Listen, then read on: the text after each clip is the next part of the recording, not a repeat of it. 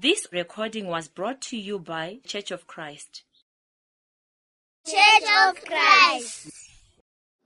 The book of Mark. The book of Mark. According to chapter 1, verse 1, the book of Mark.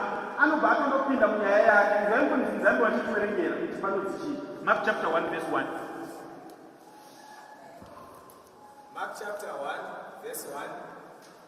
The beginning of the gospel of Jesus Christ, the Son of God. The beginning of the gospel of Jesus, do you know?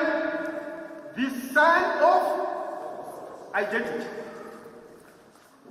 That's how Jesus Christ was identified. Now, Hamadan.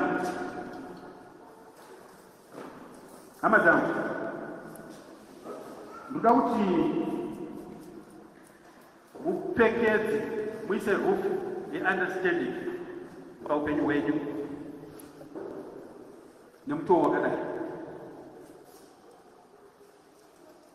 If you fail to understand who Jesus is, you will walk from one place to the next with each other one because you have not understanding. When wakabva Jesu according to the book of John, wachiti takuenda nokuti zvataurwa nemurume mashoko yamakukutu atikuoni kumamezes wanobva wanoenda kwavanoenda. But the apostles wanoti hakuna kwatinoenda because we know, we understand kuti ndimi mune upenyu. Do you understand kuti Jesu ndiye upenyu? Do you understand that Jesus is a solution to your problem? Do you understand that Jesus Christ is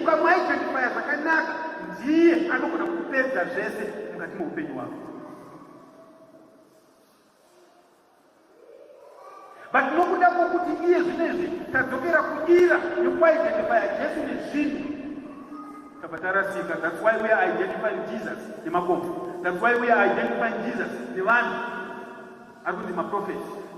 That's why we are identifying Jesus nemaministries ari kunzewo nemacrown echi because hatinzwisisi Jesu.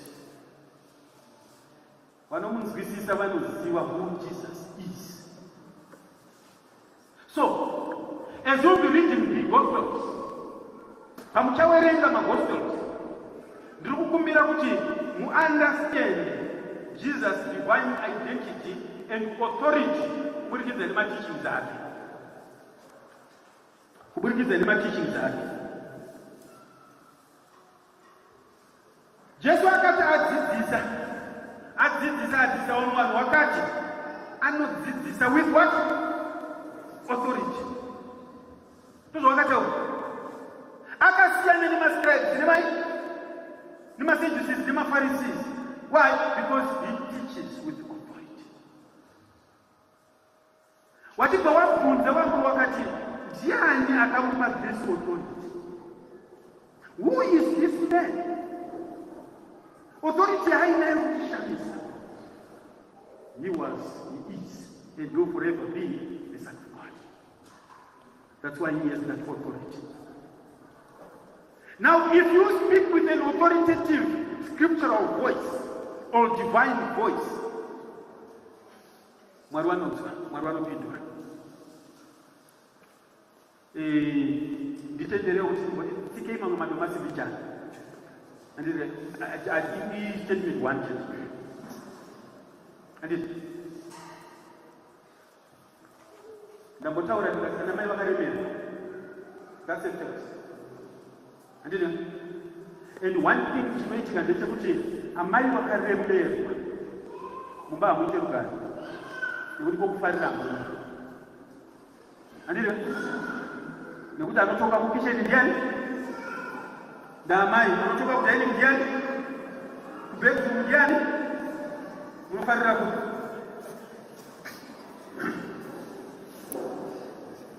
saka chinoitika manje ndeichi.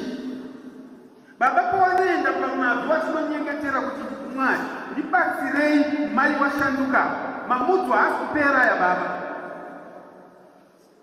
First and foremost, wambozvinyengeterera here kuti iwo ushanduke ugone kugamuchirika pameso amai.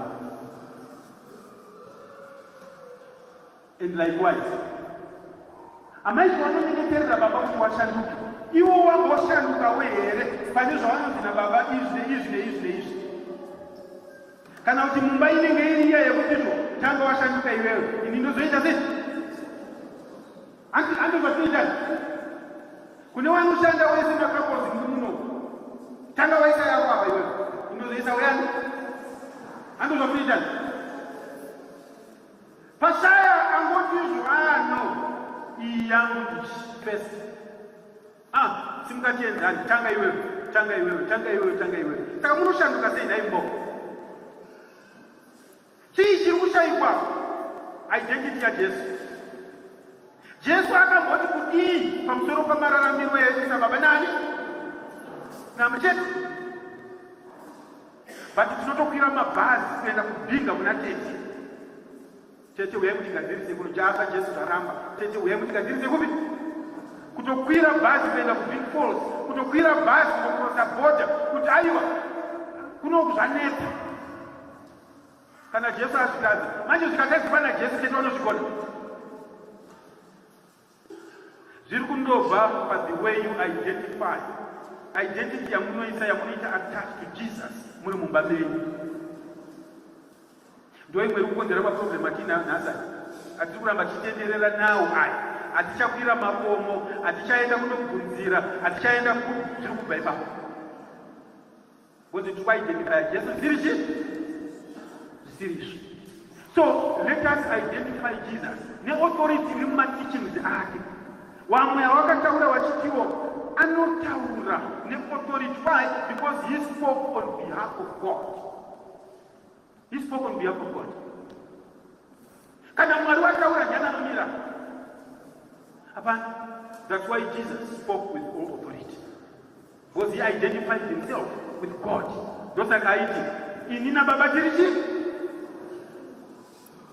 Sezvo ndakatumwa nababa zvinoita saizvozvo. Because he identified himself with God. Identity yake yanga iri attached pana Mwari. Chimwe chinhu chiripo ndechekuti we also need to understand signs and miracles akaita kuti anorevei.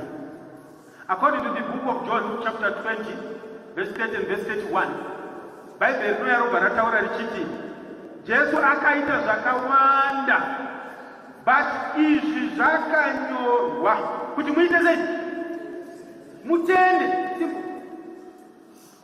Masainsi aya atinoti mamiracles kana takuti mamwe mabooks andi zvakanyorwa kuti muite sei? Asi nhasi unowu pazara naThomas vanotenda waita sei? Asi iye Kristu achitaura achiti vacharopafadzwa vanotenda kunyange vasina kuita sei? Understanding haimo. Ndosaka tinoda kuona, ndosaka tichikwezva tichienda kunze uko nokuti kunzwisisa hakupo. Zviri kunzi izvi zvakanyorwa kuti titende kuti akatumwa naMwari. Asi izvi zvakaitika izvi kuitira kuti imimi muwe neunderstanding yekuti he is the Son of God. But understanding iyoyo haipo. Ndosaka mvura inoramba ichingopinda, ndosaka tinoramba tichingonaiwa tichiita hope from one day to the next nekuti kunzwisisa hapana. How you identify Jesus is very important. Identity yaunoita attach Jesus munyaya yemamiracles ake aakaita inoita kuti usimbire musangano kana kuti umateere kunze uko kwaari kunzi ari kuita sei? Ari kuitika even mafeki waye ari kuitika ikoko umwe munhu anotorwa mwoyo nekuti haanzwisise shoko raMwari. Zvakaitirwei kuti titende kuti Mwari wakamutuma. That's why it was written. Chimwe chinhu chiripo ndechekuti we need kunzwisisa Kristu, kuita understanding nokuda kweconfirmation yaakawana kubva kuna Mwari. Voice yakabva kumusoro kudenga pabaptism. Ndizvo nai? Ndikati mwanakomana wangu. Voice rakauya patransfiguration. Ndikati mwanakomana wangu. wake. Asi chii chinoitika nhasi? Mwanakomana anogona kusanzwikwa, mwanakomana anogona kusateererwa nokuda kwokuti identity yake, identity yatoita attached on Jesus iri weird. Imwe yacho yakasanganiswa, yakavhenganiswa nechipostori, imwe yakavhenganiswa nechipentekoste. Hatichanzwisisa kuti Kristu ndiani, because isusu hatina identity yedu yatoita attached on him.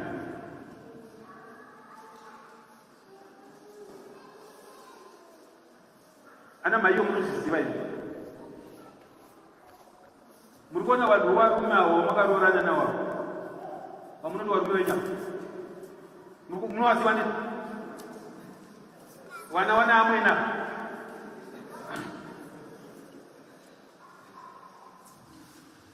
munozviziva here kuti wamwe makatomirira kuti amai vakutaurire kuti mwana wangu uyu mwana wangu anoda zvakadai zvakadai zvakadai zvakadai, ndokubva mashaya identity yamunoisa pari yenyu imi makazomirira. That's why my problems are now. That's because I'm not to see. I'm not to see anything where I'm going to go. Nikuti amai wakati mwana wangu mwana ayo awanda amai kwa andi mwana ni manzisi wani kwa amai wake. Uzoitwa manzisi wani kwa wani mzimai wani. What? Now if you fail to identify mume wako na maziki wako muita, unaita ndamuziko nikuti ucharamba kuchitera zvinonyorwa ni vamwe kuti ufadze murume unofanira kuti udaidere uyo akutaura nezvake kwewewe wako.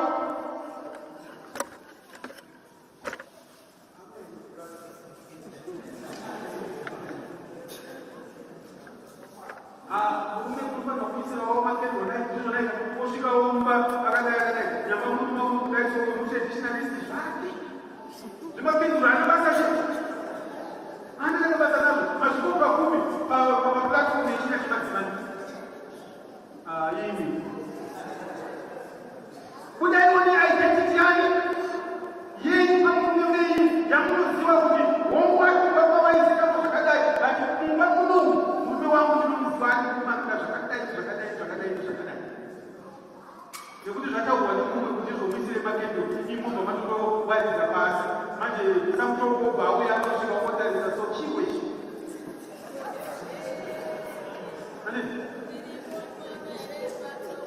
mungaitira museya mwacho. Saka izvo ndikutaura neye kuti zvakakosha kuti mucherechedze nokuti mwari wakuuya wake uyu mwanakomana mangu kusha mwari waizwa mwanakomana wani mwanakomana aizwa baba wani but and they identify mumwe nemumwe wachinyatsonzwisisana pakupedzesera. Ngatinonzwisise Kristu. Let us understand Jesus nezvaanotaura iyambe. Andina Peter mashoko awataura asa akoba abva munani abva kuna baba bozi Peter akataura chokwadi ende Kristu anoenda pachokwadi ichocho obva vatomutaurira kuti Peter, on top of this rock, on top of this truth, I'm going to build my church. But she chaitika Kristu anoziva the solid truth about himself.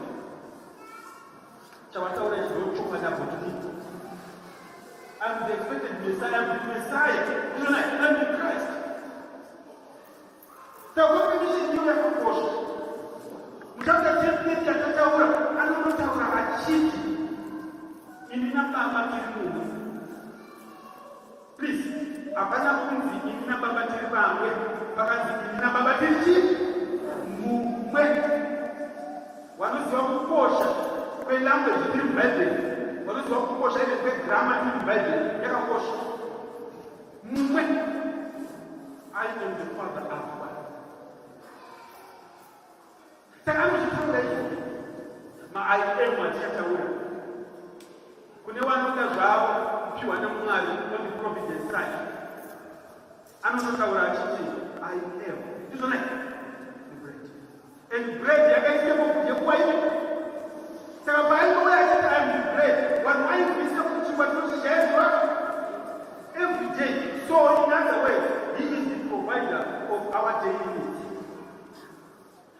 It is not like that. So, identity ya Kristu ngatiinzwisisei nokuda kwevanhu kufema iye pachezvayo. Mwari vatibatsire, Mwari vatiropafadze. Understanding Jesus' divine identity and authority. Izvozvo ndozvinoita kuti ndekaisa miti. Ndozvinoita kuti tizive kwakwaita maproblems edu. Ndozvinoita kuti tizive kwakuchemera. Ndozvinoita kuti tizive kwatinobatsirwa. If you fail to identify your Jesus, handizivi pasolution. Mwari vatiropafadze, Mwari vationgorere, Mwari vatiitire. Understanding. 3 pillars. Ndikasapfekedzwa understanding. Munosara mune mufananidzo chete kuti muri Kristu. Handimai wekwadzana, ndizvona izvi. Asi kunzwisisa apa? Let me use this it's a bit. Zvinoita sokunge shoko rinorwadza ine, but ndochokwadi. Kana musina understanding, muri pakuchirwa zenu. Munogona kuva knowledge asi understanding pasina kuva zenu. Nekuti understanding ndo inokuita Kristu. Understanding ndo yakaita ditopenyu yake wacho a Christian. It was because of understanding. Akaguma muhema wake akati handinzwisisi. Becomes the same pasina umwana kuti. The moment yaakadzidziswa akabva afukidza upenyu hwake achibva abhabhatidzwa and he became a Christian. Akaenda kuti makavisa achida achifara. Understanding. Mwari vatibatsire, Mwari vatiropafadze.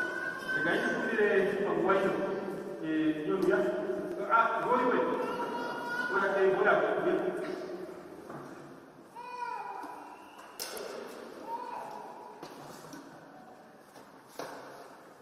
Tukakunzwawo mukati pane zvakataura kudai. Kanzwa kuti kumbire iwewe kuti umonibatsira mbijani kuitira kuti umonibatsira mbijani kuitira kuti zvichibudire zvakanaka. Saka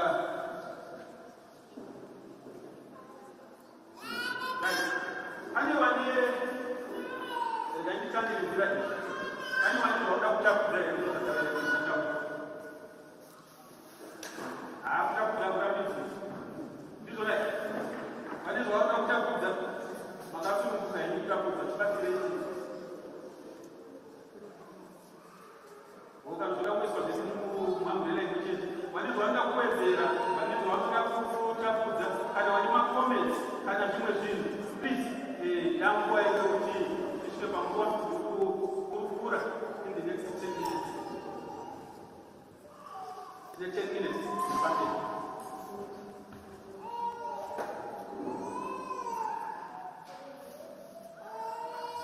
Understanding the identity, divine identity and divine authority of Christ. Amatoperesi.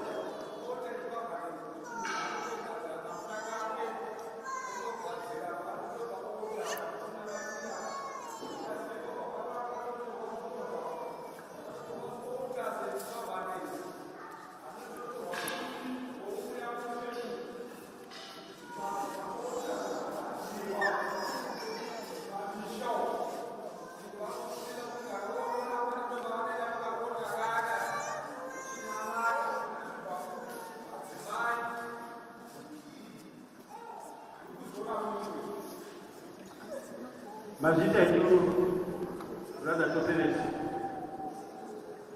pane pandambotaura ndikati tichaona zvakawanda tichaitika zvakaita sei zvakawanda. But the Bible in the book of Hebrews chapter 13 verse 8 rinotaura richiti Jesu Kristu anogara akadaro zuro nhasi. Zvakakosha kuti tinzwisise kuti Kristu ndiani, anoda kunamatwa sei. Kuziva chete hakuna kukwana, kunzwisisa kwakakosha. Saka kunyange pamunokutaura zviri kuuya zvakawanda. Andambotaura nyaya yemakombo ezvinezvi ari muHarare ane varidzi. Handizvo gurupu rimwe nerimwe rine gomo rani ndozvirimo, but still hatizvinzwisisi because tinoda ku-identify ourselves nemapeers edu, toda kuzvi-identify nemaworkmates edu, toda kuzvi-identify nemamwanamai vomaraini, hatidi kuzvi-identify naKristu. That's one of the challenges that we have. Yes, pane mamwe maita brother Joseph. Okay, ndikundisiya pamwe pano.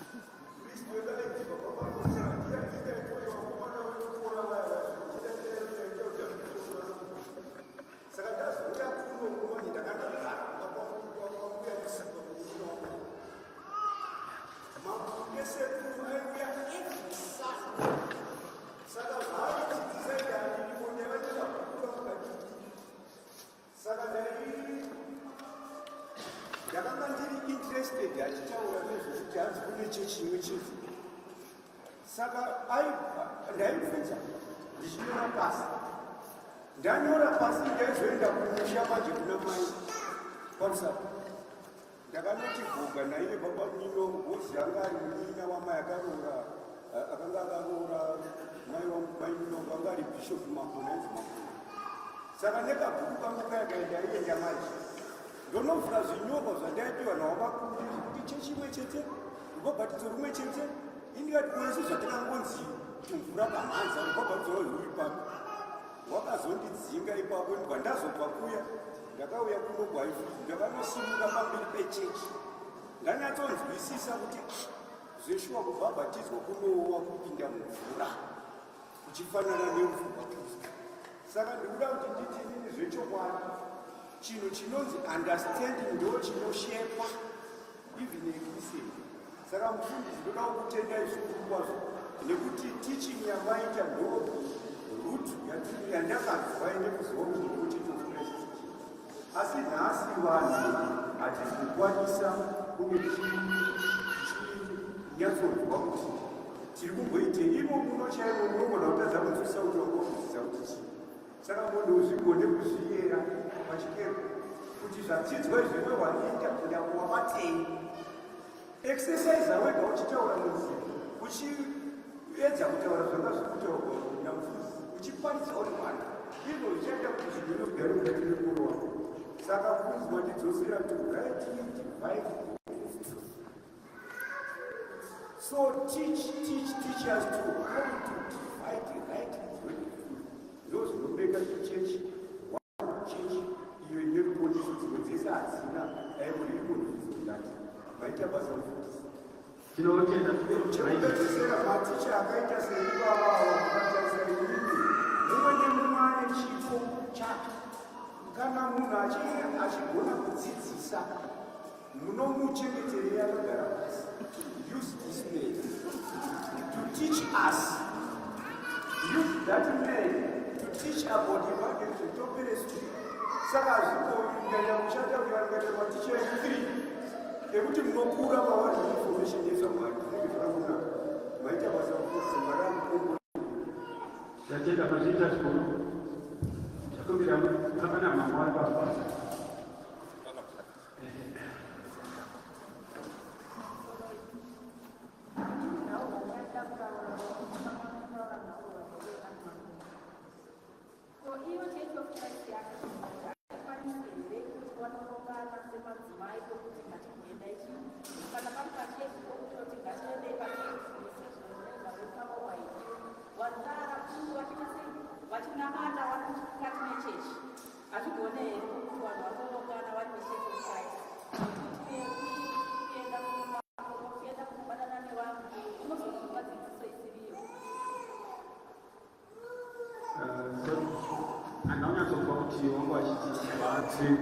hanzi hazvikuoneke here kuti madzimai esangana naKristu tibatane majeri kana tichienda pasangano ripi tinorana tichinamata ipapo kana tichiende kumakomo nokuti kumakomo ndokwatinozodzwa dzidziso dzisiridzo.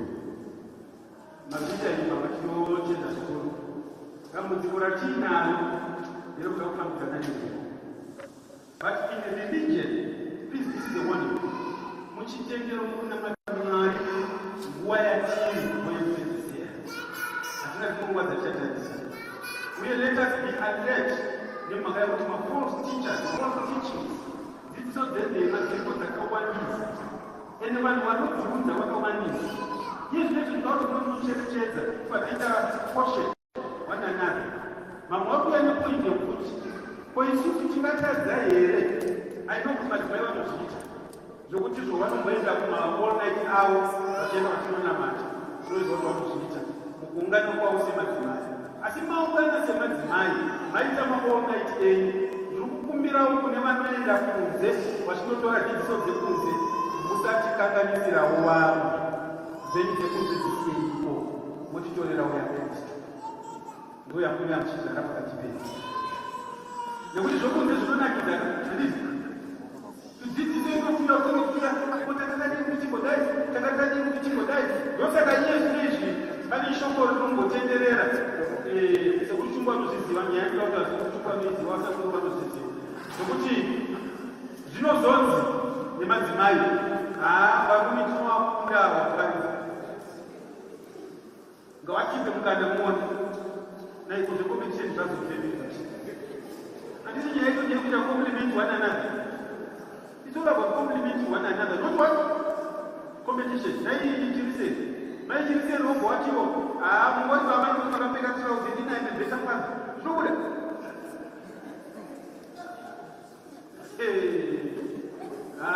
hazvibude ndizvona here ndokumwa kutaura tiri kuti tikaziva identity yaKristu tinogona kuzviposichina kunzvimbo dzani dzedu asi tikatadza kuziva akanobatiza chakumbirawo kana pese vamwe vaviri then we close. Zvakanaka zvichai hazvafamba tinochenda alright.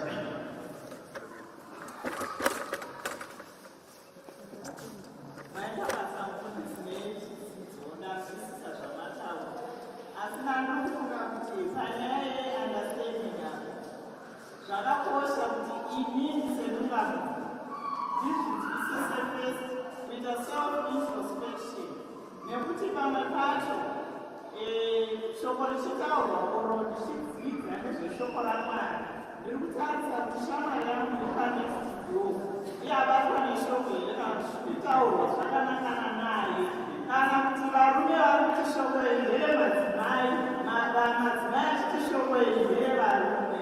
I think it's very important to teach inini ndakazvimirira ezimai ndogo as an individual. Shoko iri randibata to what extent ndepapo pandinofanira kugadzirisa ukama hwangu naMwari. Tikadaro tinofambira mberi. Asi taura dambudziko raitika musangano tiri kuti varume vari kutarisa kunge zvinhu zviri kukanganiswa nemadzimai musangano. Madzimai achitarisawo kuti varume ndezvipi zvavari kukanganisa musangano. And at the end of the day, tese tingori magoalkeeper. Hapana maplayers ari kuzotamba bhora racho tizoona kuti tagumira papi. Dai tagona kuzvitarisa kuti what am I doing mukukudza sangano racho. Chii chandiri kuita pakuita kuti doctrine yechechi irambe ichienda mberi as an individual, as a woman in the church. Thank you so much. self-introspection izvona kuzvinzwisisa ndopa zvinotangira ipapo asi regai tinobatsirana zvakare kuti tiri mukati meimba yaMwari, tiri mukati mesangano, ngatinzwisisei kuti chechi ndeyani? NdeyaKristu. Ngatinzwisisei kuti tiri vashandi chechi, Kristu ndiye muridzi wechii? Wesangano. The moment yatinotanga kuti Mwari, the moment yatinotanga kuti Mwari sezvatangova izvi tinenge taita dambudziko rakakurisa. Saka regai tikobatsirana ipapo uye kuti tinozokumbira ndechekuti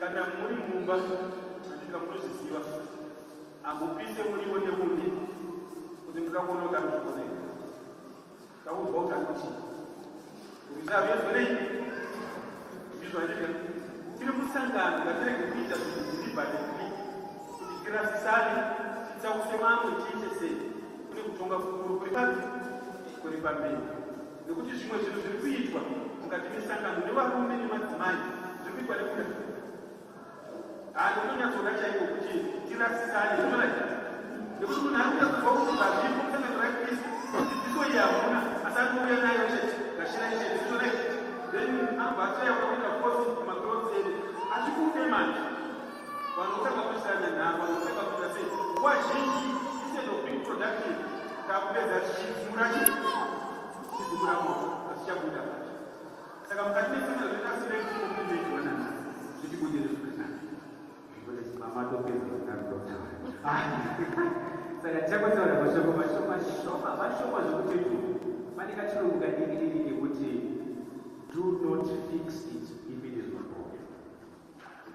Ndokwekuita kana tisina kutonga kusachifixa. That's what we're trying to say now. Zvimwe zvinhu zvikuitwa maybe because someone wants to be felt, someone wants to be identified, or someone wants to push an agenda. As long as it is not broken, don't try to fix it. Mazita, tinochedza kuti Mwari vatiitire zvakanaka, Mwari vatiropafadze. Mazita nekuteerera kwakanaka. Amen. Vakomborerwa neshoko amen. Anokudandaridza masikati ano zvakanaka chaizvo.